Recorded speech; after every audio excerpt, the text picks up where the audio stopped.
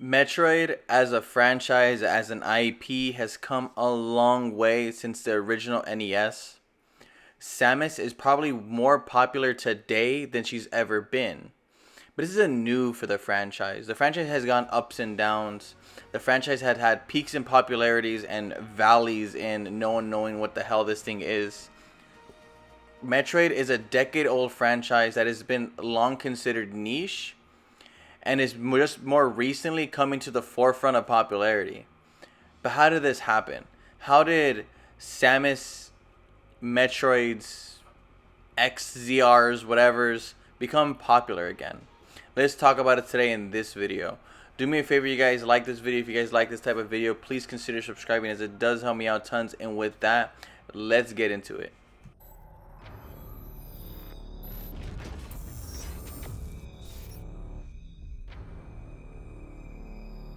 A lot of people will credit Metroid Dread with reviving this franchise, re-bringing Metroid back into the limelight. A lot of people also give a lot of credit to the Nintendo Switch. Arguably one of Nintendo's greatest consoles ever made. Definitely one of the most popular and definitely one of the most relevant consoles in the modern era.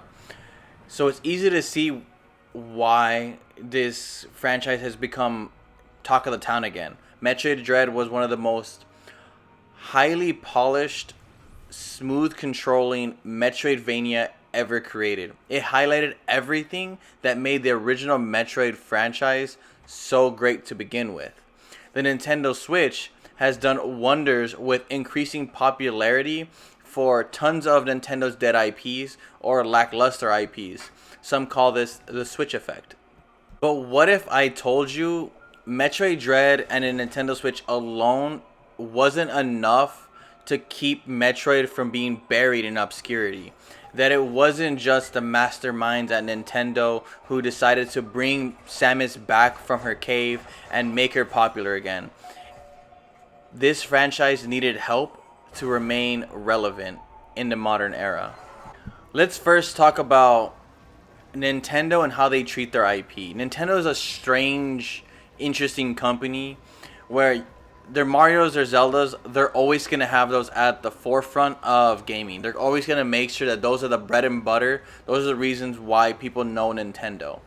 And then their other IPs, Star Fox, Kid Icarus, Metroid, will have random spurts of games that come out at, kind of as Nintendo feels like they're relevant, as they feel like they want to re-talk about some of these franchises. And it's always interesting. I always wonder what goes in the minds as to why we make these franchises have a bunch of games and then go on hiatus seemingly. Metroid is no stranger to this. Metroid will have games like Metroid Fusion, Metroid Prime drop on the same day, but then we get Metroid Other M, and then we get a decade before we get the next mainline Metroid game. Back in 2010, Nintendo published Metroid Other M, a Metroid game developed by Team Ninja that didn't do well critically, it didn't do well commercially, and pretty much after Metroid Other M, they didn't bury Metroid because they had two other games released before Metroid Dread, but they weren't mainline. They were spin-offs, they were remakes. They weren't really what the fans wanted, the next mainline Metroidvania game. Similar to Metroid Fusion, Super Metroid, the original Metroid, whatever it was, they weren't really providing the fans what they wanted. So what happened on this hiatus from Metroid Other M to Metroid Dread?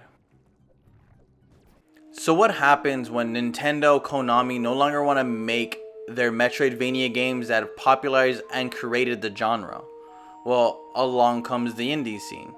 This is Guacamelee. Guacamelee came out in 2013. It is a Metroidvania slash brawler style game. It has its own flair, its own finesse, its own style, but it is unapologetically taking inspirations from games like Metroid. Games like Guacamelee opened up the floodgates for the indie scene to make their own Metroid games, their own Castlevania style games, their own Metroidvanias, if you will. If Nintendo, if Konami, if the big boys weren't going to make the games we wanted, the independent developers were going to do it themselves. And along came games like Hollow Knight. Hollow Knight revolutionized Metroidvanias. The fact that they were no longer small in scope, they were huge, they were massive, increased the exploration of it, increased the story, the colors. Games like Hollow Knight not only showed what is capable of an indie development team with a really small budget and a lot of freaking passion, but it also showcased the Metroidvania genre to an audience of people who have really not really experienced a true 2D style Metroidvania game. Because even though Guacamelee was popular, Other M was horrendous, and we hadn't really had a true 2D style Metroid game in a really long time. So when Hollow Knight came, it satisfied that need. It reintroduced this style of gaming on a popular market to a newer audience. Then we got games like Ori that increased the polish of these games, that showed us again how clean and smooth these games could look. So things like Guacamelee, Ori, Hollow Knight, the indie scene that really showed a newer audience what Metroidvanias are, the essence, and what can come of these games. So now we're up to Mercury Steam. Mercury Steam is the development team behind Metroid Dread. And a lot of people will credit them and Metroid Dread with, again, the revitalization of the Metroid franchise. And I'm not going to argue that. Currently, right now, Metroid Dread is the best-selling Metroid game in the series history. But this wasn't Mercury Steam's first time making a Metroidvania game. Before the Nintendo Switch, they cut their teeth making Metroidvania games for the 3DS. A lot of people know them for Samus Returns, but even before Samus Returns, they cut their teeth on Castlevania. Alongside the indie teams that were making 2D style Metroid games, Mercury Steam made the Lords of Shadow trilogy for Castlevania. Now, two of those Lords of Shadow games were 3D, but Lords of Shadow Mirrors of Fate was their 2D style Metroidvania Castlevania game that really caught the eye of a Mr. Yasuo Sakamoto. Now, Sakamoto is a longtime designer on the Metroid games, a longtime director of what we consider more of the modern day 2D Metroid style games. Yasuo Sakamoto was very impressed with what Mercury Steam was able to do with Castlevania and specifically Mirror of Fate. He felt that their design ideas were simpatico with what Metroidvanias are and what they need to be. So he then entrusted them with 2D style Metroid games. But he didn't just give them the opportunity to make Metroid Dread right off the gate. First, he wanted them to make a remake. So along came Samus Returns. Metroid Samus Returns was a remake of Metroid 2 The Return of Samus back on the Game Boy. Now, Metroid Samus Returns didn't do anything to light the world on fire per se. But what it did do is it showcased Mercury Steam's talent and innovation within the Metroid franchise. They included things like parrying, their game level designs were phenomenal, and very much exactly what Metroid and Samus deserve in a modern era.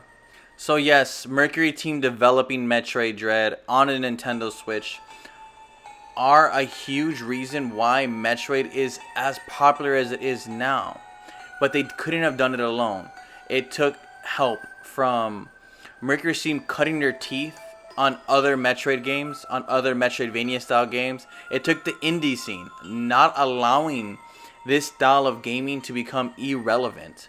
When you look at tons of other franchises, tons of other IPs where their genres are becoming more and more irrelevant, the indie scene did not let the Metroidvania style of games go unforgotten.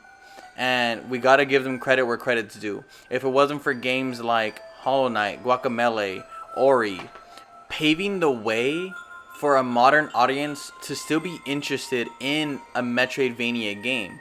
There's tons of people who played Metroid Dread that had never played a Metroid game before, but they played Hollow Knight, Guacamelee, or Ori, or any of these other style of indie games that help keep this style of gaming in the limelight. So I can't give them enough credit. So yes, Samus and the Metroid IP have come a long way since the original NES hardware, since the original Famicom. They've come a long way to become as popular as they are, to inspire a community of independent developers to keep this game alive.